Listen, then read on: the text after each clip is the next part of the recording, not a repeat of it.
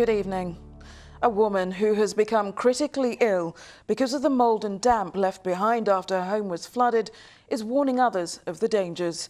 Jenny Ellingford from Sussex already had asthma, meaning she was in one of the most at-risk groups of developing a fungal infection. Malcolm Shaw takes up the story. There are many times when Jenny Ellingford needs this nebuliser to help her breathe.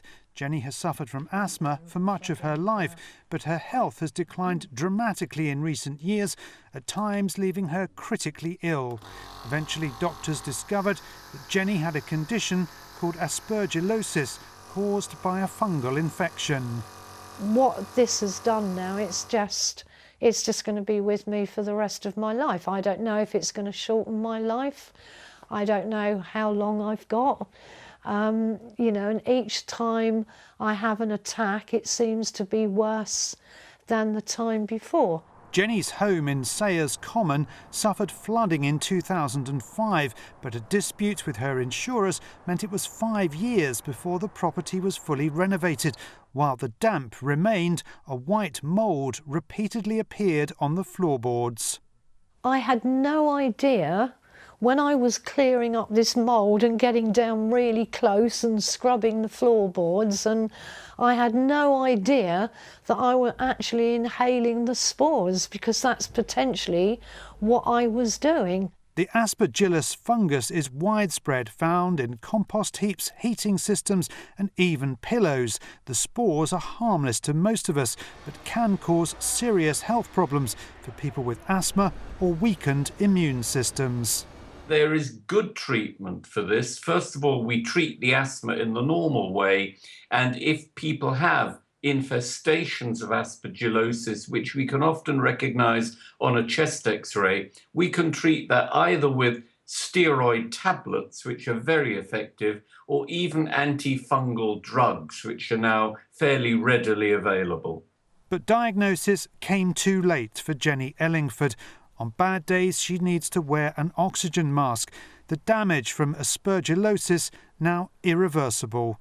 But Jenny works with the British Lung Foundation, running a support group to help other victims.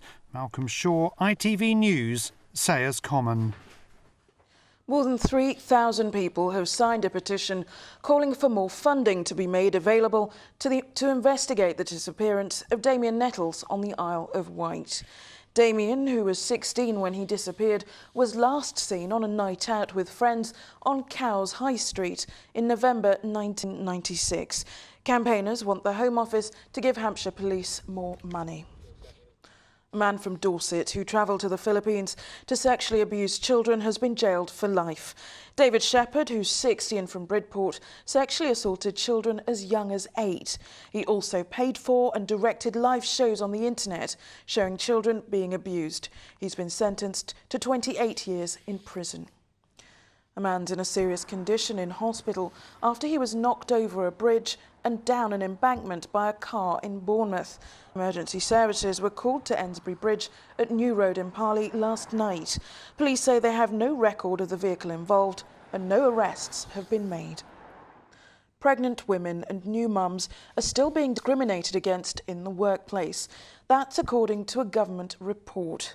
Figures from the Women and Equalities Committee, that's chaired by Basingstoke MP Maria Miller, reveal that in the last decade, 54,000 women have been forced to take redundancy or treated badly at work. Charlotte Wilkins has been looking at the issue. Just 8 weeks after giving birth, this mother was told she'd been made redundant. She was offered a demotion, which she felt obliged to take. She later found out that someone else was doing her old job. When she challenged her employer, she was faced with a brick. I felt I was actively ignored for the next 6 months while I was trying to fight that, and my whole maternity leave became a battle. The stress triggered postnatal depression. I had to go through counselling and cognitive behavioural therapy because I just couldn't handle the situation. A new report out today suggests the number of women forced to leave their pregnancy discrimination has doubled in the last decade to over 50. The report calls for employers to be banned from making women redundant during and after pregnancy, except in specific cases. And the £1,200 cost of taking a case like this to a tribunal should be substantially cut. Too many women are still experiencing problems of redundancy, of discrimination, of feeling that they have no choice but to leave there, or when they have very small children returning to work. That has to change if we're going to not only help them to have families with good finances, but also our economy to flourish. Fiona Martin is a specialist in employment law. She says she gets 6 calls a week from women who have suffered some form of pregnancy or maternity. But, she says, all too often, many women are scared to speak up. Very rarely have I seen an employer hold up their hand, say sorry, compensate and promote that woman or give her job back. So I think it's very, very difficult. And then when you go to another employer, you don't want to talk about it because you don't want to be known as someone who's taken your employer to a tribunal or brought a case against them.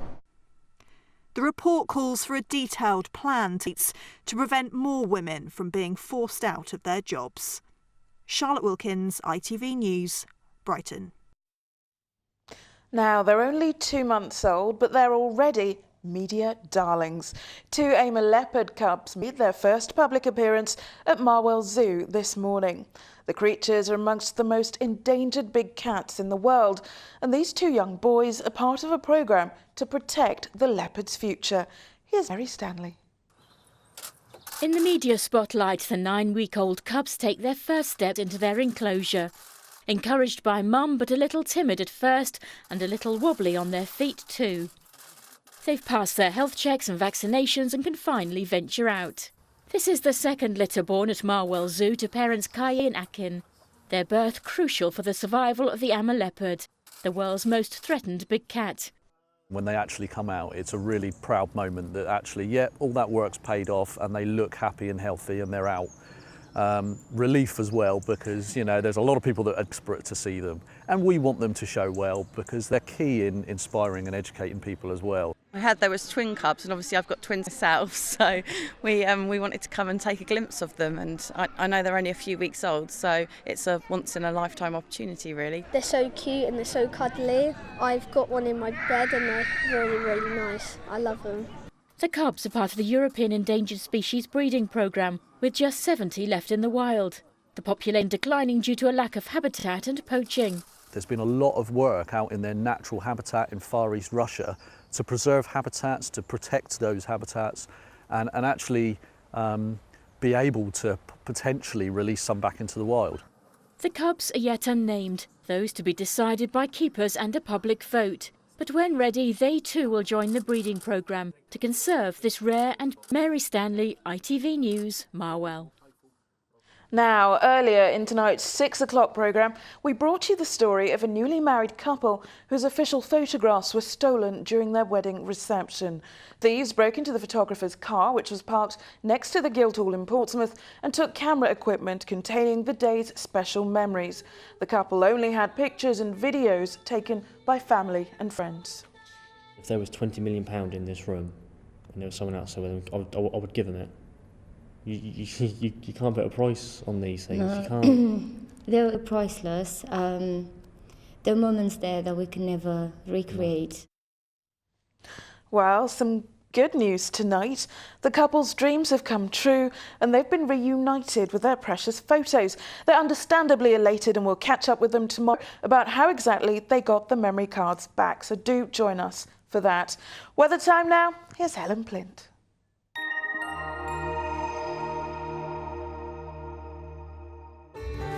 From cold fronts to camping, driving through Europe, Eurotunnel the Shuttle sponsors ITV Meridian weather. Hello there, very good evening to you. Well, as the sun sets on summer, there is some more brightness throughout the day tomorrow, but in the meantime, well, a few breaks in the cloud allow a good view of the night sky, a little cooler, lows of around 12 or 13 degrees. but potentially a bit of a relief for those trying to sleep. Now, first thing tomorrow morning, it'll be a bright enough start to the day, long sunny periods. In fact, into the afternoon, if anything, becoming a little more hazy, but not much to spoil things. Once again, a little cooler, highs of 21 degrees tomorrow, but find a sunny spot and it'll be pleasant enough to start September. From there on in, pretty unsettled and damper times over the weekend. Eurotunnel the Shuttle sponsors ITV Meridian weather.